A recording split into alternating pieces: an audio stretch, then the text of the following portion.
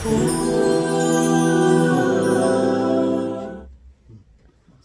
چیز ما فکر نمیکنیم، روح ایجون فرق نمیکنه. کمبودی اساسی ما همی هایی که روح ایجون فرق نمیکنه. غیر آن جانی که در گاو و خر است، آدمی روح جان دیگر است. او حضرت ملک الموت قابض ارواح های، روح قبض میکنه. این جان رنگی نمی توک های، الکتریسکی توک. این دیده بسیده که کشتی مرد تمام. انمی جان نمی خیلی. دل کار کردسته، خون هر ستیله کردسته، بدن کار میکنه.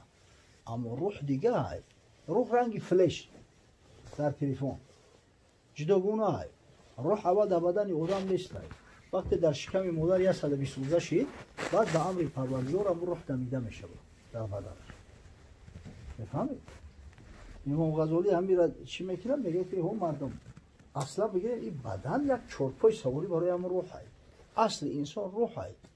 همه همین حیثیاتی که داریم کو، حیثیاتی بویدن، دیدن، چشیدن، شنیدن، خپیدن، همه همین خدمت روح هم میکنه.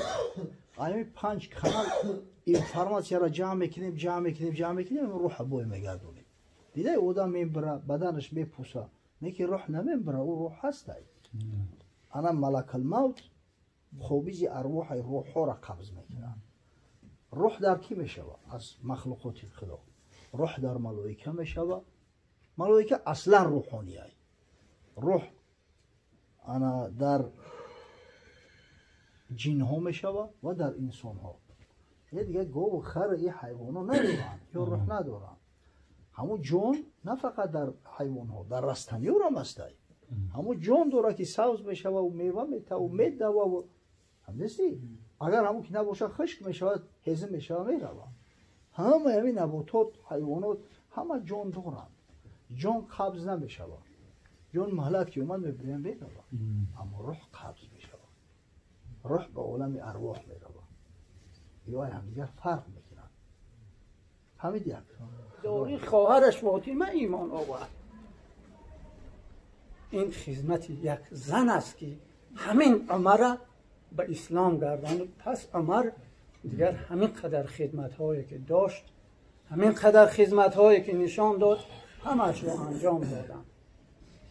اما اسلام رو ما باید انشاءالله که همه اهل علم است، همه فهمیدگان نخبگان فکری اسلام هست، انشاءالله بتوانیم خوبی ها و نیکی های اسلام رو به سمت، به رویش، به طریقه انشاءالله پیشکش جمعیت کنیم که امروز در یک سطح محدود 10-20 کسی که همیشه در مجلس ها بشینیم نزد اهل علم همین ها هم خوبن گوش میکنن، نو به نو آمدن گیرن. وقتی جناب رسول اکرم دعوتشان رو در روزهای اولی نزول وحی سر کردن، بعد از خانوادهش 5-6 کسی دیگر ایمان آورد.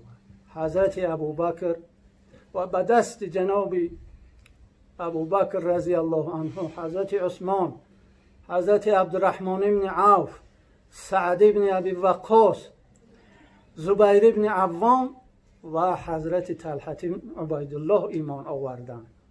این 8 نفر در دوره بود که رسول اکرم هنوز در خانه بی بی خدیجه دعوت میکردن و پنهانی بود. پس از آن رسول اکرم به خلاصه اومدن که دیگر یک مرکزی جمع شوی با صحابگان در بیرون از خانه خدیجه رضی الله عنها جستجو کنند. این ایمان آوردگان از شاخه های گوناگون قبیله قریش بودند و در بین همین ها یک جوان 15-16 ساله ایمان آورده بود با نام ارقم، پسر ابوالارقم. این از بنی مخزوم بود. این ارقم، این بچه 15-16 ساله. خانه خدیجه رضی الله عنها امروز نشان دادن که در منطقه که مروه جایگیر شده است، سعیگاه، جایی که مروه است، پشت مروه در سرها را پس میکنن حاجیان، از هوا یک 10-12 تا 15 متر بیرونتر جای خانه خدیجه رضی الله عنها، جایی که پیغمبر همراه خانواده زندگی کرد. اما بنی مخزوم در این طرف صفا این دره و این کوها در زندگی میکرد. همین پسرک 15-16 ساله ارقم پیشنهاد کرد که ای رسول خدا در خانه من مسلمان ها جمع شوند. قبول کردم. یک جایی که مشرکا دیگه گمان نبرند که در خانه پیغمبر علیه السلام، در خانه حضرت ابوبکر، عثمان، در اینها جمع میشن، اینا شناخته شده بدن، بلکه یک جای رفت که هیچ باور نداشتن مشرکا که همین بچه ها که 15-16 ساله رسول خدا و صحابگان در خانه خودش جا میتیه و صحبت های پنهانیشو در همونجا میگذره. ولی 3-4 سال دعوت پنهانی در خانه همون بچه ارقم گذشت و ارقم از نامدارترین صحابگان شد و خانه ارقم یک تاریخی برای اسلام شد. دیگر هر کسی که تا پیش از گذشتن رسول اکرم به خانه ارقم ایمان آورده بود در تاریخ ها نوشته شده است که فلانی ها پیش از آمدن رسول اکرم به خانه ارقم ایمان آوردن، فلانی ها در دوره در خانه ارقم دعوت میشدگی ایمان آوردن، انا فلانی هاش پس از اینه. یعنی یکی از مرحله ها را دیگر در تاریخ معین میکرد. انشاءالله که این بگی جان حاجی جان دادرم همه شماها سرمایه های اسلام هستید، شما افتخار کنید و انشاءالله خدمت بزرگان اسلام غنیمت بدانید برای خودتان. این بزرگان، این برگزیدگان قوم در این روز هستند که اینا وارثان رسول اکرم هستند. رسول اکرم مال چیزی برای بازماندگانش، برای امتش باقی نگذاشته بود، میراث نمانده بود. دین خدا، کتاب خدا و سنت خودش را، یعنی علم اسلام را به میراث گذاشت و این عالمان، این بزرگان میراث برنده علم و دیانت و کتاب و سنت رسول اکرم هستند. شماها ای جوانان، ای دادران ما، به منزله یعنی یک مقدار پیروی همان ارقم و دیگرها باشد در خدمت اسلام و از دنبال این بزرگان بروید. امروز جامعه را هممون دیدیم، کوچه برای میبینیم و یک نمونه عالی اخلاقی و مسلمانی و ایمانداری نیاز دارد.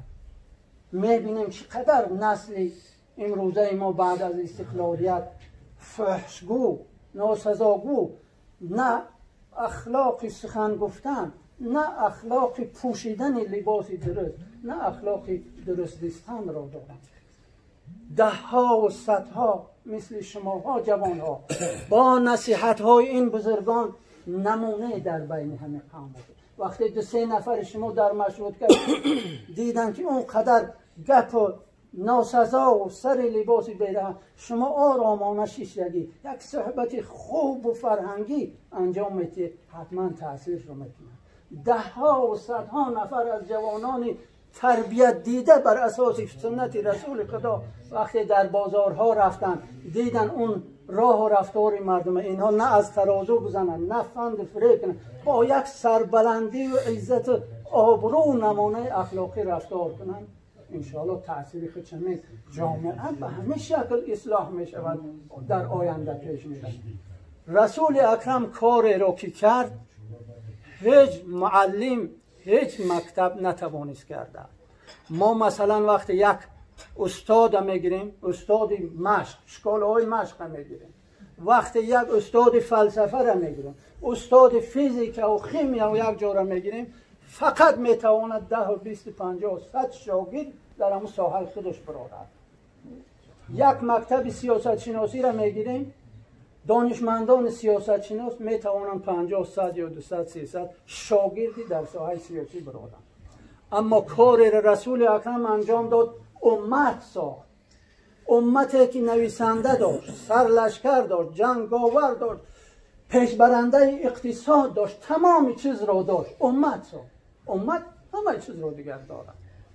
برای همین ما امتیم در همه سمت ها با توازن با صورت برابر حرکت کنیم پیش بریم. این وقت خانواده خانواده خوب میآید، فرزندم فرزند نیک میآید.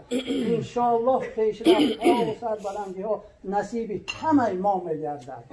ما وقتی در خانه میشینیم سخنان نیک میگیم، کوچه و ایران که باشد هم فرزندی ما بعد 2-3 ساعت با برآمده به یک آدم با میخرد و هم با تاثیر.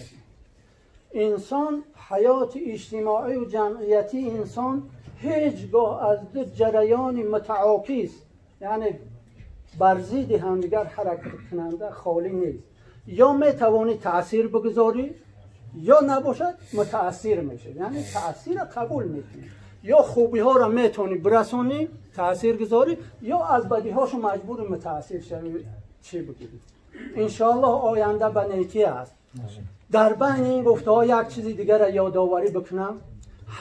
همه در تلویزیون ها در چی ها میبینیم که مادری همین جناب عالی پیشوای ملت یک پیرزنه که با یک داکه بینیش را پیچونده، آستین های همین مادری ما کشاده و با همون سر صورت تاجیکی و مسلمانی ببینید چه خیلی فرزند به دنیا آورده است، مثل پیشوای ملت جناب عالی. اینها را ببین، اینها رو پوچه هایی که این رو تا زانه ها را برهنن از اینها کی میآید دیگر.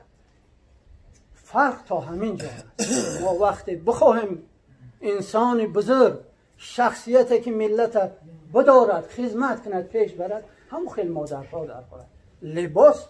لباسی که به اسلام موافق باشد و یک رول می‌بازد در حیات انسان. این برهنگی ها اینها علاکه آبرو و عزت شخصیت همون زن از بین بردن. فرزندی و دیگر پگه چه می شود؟ گفتن این بزرگوارا همه چیز یادآور شدن رفتن. اما مهمتر همین است که ما بدونیم اسلام یک تعلیمات عمومی به پهناوری حیات انسان است. همه سمت ها و ساحه ها را در نظر بگیریم، حرکت کنیم و انشاءالله این سخنان گهربار، این گلدسته های از نور را که انشاءالله تقدیم داشتن به خوبی قبول کنیم و هر چیزی که ما معذور بدیم ما تقدیم عذر خودمون می‌داریم که خیستیم یک چند سخنی گفتیم. البته ما کمی چی هست یگان با احساسات چیزی گفته باشیم معذور داریم ما را و با همین از بزرگواران از شما بگی جان صاحبی انشاءالله این نعمت صاحبی این جشن صاحبی خانه اگر اجازه مطیع ما کم و بیش کار داریم بخیزیم و انشاءالله بعد بزرگوارا صحبتاشون انشاءالله دوام کنیم. سلامت باشه. سلام داملا جان انشاءالله ما افتخار شما ها سرمایه ملت هستیم، ما افتخار داریم باشه. قول مقصود یکون